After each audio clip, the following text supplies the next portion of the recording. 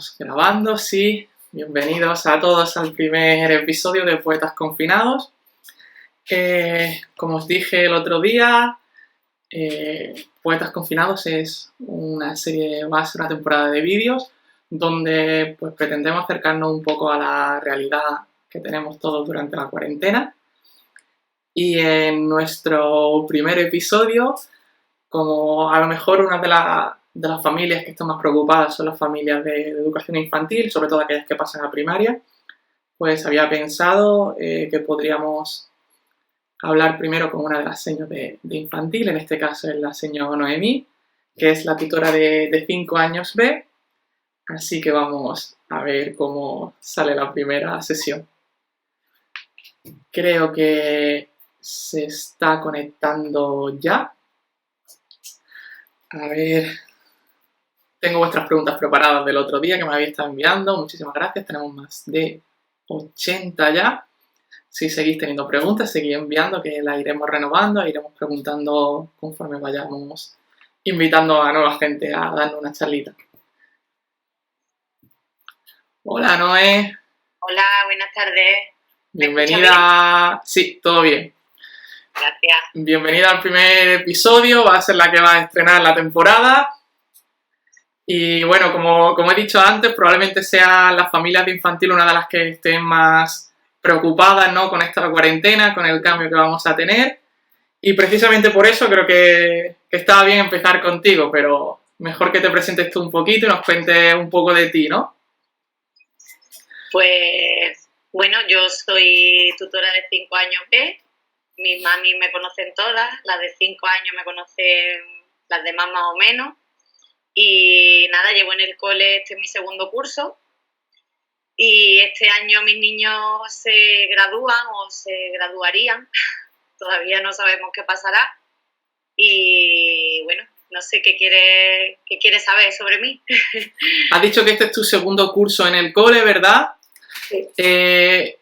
Bueno, tú eres de Málaga, no, ¿de dónde eres? Yo soy de Córdoba, pero desde que empecé a trabajar en 2009, que me saqué la plaza, he estado en bastantes provincias de Andalucía. Estuve primero en Córdoba 2 años, luego estuve 4 en Barbate, en Cádiz, luego estuve 3 años en Sevilla capital y pedí el Arroyo de la Miel porque es mi destino favorito dentro de lo que es Andalucía y lo pedí por probar suerte y tuve suerte y me lo dieron. Y entonces ya por fin este es el 11º curso que llevo y aquí estoy en este cole. Vale, un poco dando la vuelta por Andalucía. Sí. Cuéntanos, para conocerte un poquito más, ¿tienes alguna afición? ¿Qué es lo que te gusta hacer en tu tiempo libre? Pues tengo poco tiempo libre, pero el que tengo, siempre me ha gustado hacer deporte, pero por lesiones y demás cada vez me cuesta un poquito más y he tenido que cambiar varias veces de deporte que hacía. De pequeña jugaba al fútbol, luego después al voleibol. Con el tiempo empecé a hacer máquinas en el gimnasio, body pump, spinning. Ya lo último que he probado ha sido el pole fitness, el yoga. Ahora estoy con el yoga porque con el tema de estar aquí confinado la verdad es que nos viene muy bien para estirar la espalda y porque ya la edad va pesando y son necesarios hacer los ejercicios de estiramiento y demás. Pero vamos, aparte de eso, bueno, la música. Para mí mi principal hobby es la música. Me encanta ir de conciertos, de festivales y muchos de mis viajes son por música. Me muevo por eso, realmente. ¿Tiene alguna habilidad especial o algo que digas tú, en esto soy muy buena? No es que tenga una habilidad así especial, se me da bien pintar. De hecho, ahora estoy aprovechando estos días para pintar. Me han regalado un caballete y unos lienzos y estoy probando ahí cosas nuevas porque a mí lo que más me gusta es pintar graffiti y precisamente tenía un proyecto ahí medio planteado para hacer en el cole, me había traído mis botes que los tenía en casa de mis padres y con esto del confinamiento pues se fastidió todo el plan y bueno, el otro día encontré un cartón en el trastero de aquí de mi casa y ahí pude por lo menos desahogarme un poco y pintar un poquito, pero eso, lo que más, digamos así, podría yo destacar es el tema de la pintura, las manualidades, que es lo que me gusta realmente. Tú sabes, bueno, yo tuve también mi época adolescente, grafitera, y mis abuelos, como la verdad que me han cuidado siempre mucho, pues ellos tienen una granja y me dejaron pintar en la pared de la granja. Y sí, ahora después de 20 años sigue toda la pared de la granja pinta aquello, que es unos churros que no veas, malísimos. Yo todo lo que es arte, muy mal, muy mal, muy mal. Y cada vez que paso por allí se me cae la cara de vergüenza de una manera. De verdad, Dios mío, qué mal, qué mal. Mucho más difícil de lo que parece. Yo también he metido mis batallas buenas con el tema del graffiti, pero la verdad es que es una cosa que me gusta muchísimo y no la practico porque es complicado encontrar a alguien que te deje un muro para poder pintar y que te dé libertad para poder pintar lo que quieras. Es verdad que por suerte he tenido muchísima suerte y en todos los colegios en los que he estado, excepto en este, en todos he pintado. O sea, desde el primer colegio que estuve en Córdoba, dejé mi marca en el edificio de infantil. No pude hacerlo con spray porque estaba en un sitio cerrado y nos parecía que era un poco peligroso para los niños por el tema de respirar todo lo que suelta el spray en sí.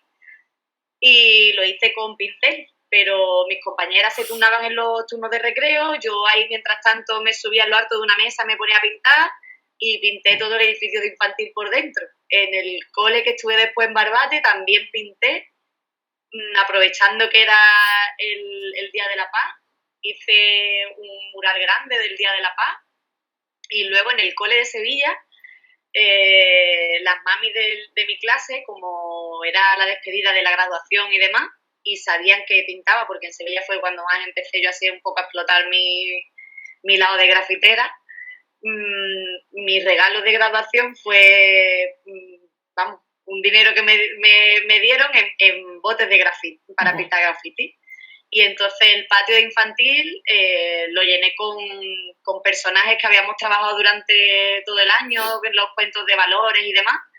Y teníamos en el patio a Elmer, a la cebra Camila, al monstruo de colores. Y mi idea un poco era eso, que como tenía en casa todavía botes y demás, pues hacer algo así en el cole. Porque además en el cole graffiti pintaba, es verdad que mi nivel no es del nivel que hay ahí, porque los que han pintado son profesionales y yo no. Pero bueno, como siempre dicen, más el que quiere que el que puede. Claro, claro, además, bueno, la implicación, ¿no? Hablaremos de eso un poquito más adelante, pero que se muestre que queremos cambiar las cosas, queremos por lo menos hacer las cosas distintas a lo que se ha hecho siempre, ¿no? Sí. Y da un poquito de color a todo, a la vida.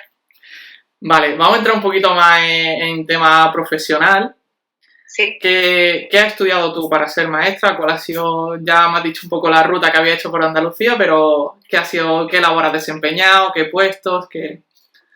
Pues yo estudié magisterio infantil, entré en infantil y quería hacer infantil inglés a la vez, pero en Córdoba no existía esa opción y me tenía que ir fuera. Y la verdad que tampoco me apetecía mucho irme de mi casa porque estaba como muy arraigada a mi familia. Yo soy muy familiar y el hecho de irme fuera a estudiar lo llevaba regular. Entonces dije, bueno, pues mira, empiezo estudiando infantil aquí en Córdoba y cuando termine la carrera, pues ya me meto y hago inglés. ¿Qué pasó? Que terminé la carrera en 2008 y justo en 2009 había oposiciones. Y bueno, mis amigas empezaron, niña, vamos a prepararnos oposiciones, que hay una preparadora muy buena, tal y cual, y yo fui un poco como a la deriva, venga, vale, vamos. Y en 10 meses pues me saqué la plaza, cosa que ni yo ni nadie de mi entorno esperábamos, porque, vamos a ver, no porque no me lo hubiera currado, porque es verdad que fueron 10 meses que para mí eran exclusivos para estudiar y para prepararme, pero era complicado. Es verdad que una vez que estás dentro de unas oposiciones sabes que es muy complicado poder sacarte una plaza. Sí. Y bueno, lo conseguí y ya fue como empezar a tener práctica y paré de estudiar porque no podía. Ya estudiaba con la práctica y de hecho no he seguido haciendo cursos y demás, digamos, de formación de profesorado como carrera, pero estoy constantemente en formación porque cuando no estás leyendo un artículo de una cosa, haces un curso de otro, siempre dependiendo un poco de las necesidades del alumnado que he tenido. Porque no es lo mismo el alumnado que yo tenía, por ejemplo, en el colegio de Barbate, que era un centro de compensatoria, que el alumnado que tengo aquí. Es completamente diferente. Entonces yo voy a ir formándome, pero a título personal, según lo que voy viendo que voy necesitando en el aula. Me parece muy guay porque, además, bueno, antes de continuar, resaltar que sacarte la plaza de infantil a la primera, hostia, mucha tela eso, porque para las familias que no lo sepan, en 2019 la ratio que salió de infantil es que 1 de cada 17 se sacó la plaza, 1 de cada 17 que se presentó en infantil. Es decir, sí, la verdad es que sí. mucha tela. No fui consciente hasta que no vi cómo iban pasando los años y mis amigas seguían, algunas estaban trabajando ya de interina y yo las seguía acompañando a ellas al examen escrito, las seguía acompañando, dándoles todo mi apoyo porque realmente yo no era consciente de lo que había conseguido. Hasta que no las ves que ellas siguen trabajando y estudiando a la vez. Sí, bueno, la verdad que es un paso. Vale, has dicho que había estado en distintos sitios, en Córdoba, Barbate, Sevilla. ¿Por qué esos cambios? ¿A qué se debía el ir probando distintos sitios? Pues mira, el primer destino que me dieron en Córdoba, yo vivía en Córdoba y eché el concurso de traslado y me dieron en un pueblo en la Sierra de Córdoba, que estaba a 80 kilómetros de mi casa. Y la verdad es que probé, era un colegio también de compensatoria y me gustó muchísimo trabajar con niños con dificultades y demás. Y entonces al año siguiente repetí. ¿Qué pasa? Que al ser un centro de compensatoria, a la hora de los concursos de traslado siempre te dan más puntos. Entonces, cuando tuve que hacer el concurso para que me dieran la plaza definitiva, yo amplié posibilidades y yo sabía que yo quería estar en la costa porque la sierra es muy bonita, pero me gustaba más la costa. Dentro de todas las posibilidades que me dieron, fue Barbate lo que me asignaron. Llegué a Barbate, que yo lo conocía de pequeña por haber estado con mis padres allí de vacaciones y eso, y llegué a Barbate llorando y me fui llorando después de 4 años. Y realmente el irme de Barbate fue porque mi plaza la suprimieron y entonces yo estuve durante 3 años con mis alumnos que eran de infantil, estuve una promoción entera. Entonces mi plaza la suprimieron por falta ya de alumnado, entonces yo no me podía quedar en el colegio por infantil. Tenía la opción de pedir traslado, que me dieran cualquier cosa, o como yo estoy habilitada también para dar primaria, porque soy de infantil y primaria, pues planteé la opción de quedarme en el cole y continuar con mis niños. Y entonces probé estar un año en primero de primaria con mis niños que había estado en infantil. Yeah. O sea que la verdad que la experiencia fue... a mí me ha marcado un antes y un después. De hecho, pienso que infantil debería prolongarse hasta primero de primaria. Porque un primero de primaria trabajado de la manera en la que trabajamos en infantil, para mí fue súper satisfactorio. Además te da tiempo de ver realmente cómo el niño al final termina de evolucionar, porque muchas veces en infantil nos quedamos con el último empujoncito, por ejemplo a la lectoescritura, a que terminen de ser un poquito más autónomos. Entonces el estar ese año con ellos en primero fue como cuando ya los dejé que pasaron a segundo, es como ya los estoy dejando bien, ya son libres, ya son autónomos. Me sentí muy satisfecha con lo que había hecho durante esos 4 años. Y bueno, después de haber estado en primaria, ya mi opción era quedarme en el colegio por primaria. Y la verdad es que no quería eso. La opción de volver a Córdoba era muy complicada, porque en Córdoba se necesitan muchísimos puntos para poder entrar. Y lo más cerca que tenía pues era Sevilla. y probé Sevilla. Dije, voy a poner a ver qué es lo que pasa. Tuve suerte y me dieron Sevilla Capital y estuve 3 años en un colegio que la verdad es que es maravilloso. O sea, no hay nada que pueda decir de ese colegio que no me llene de alegría de haber estado allí. Fueron 3 años muy bonitos.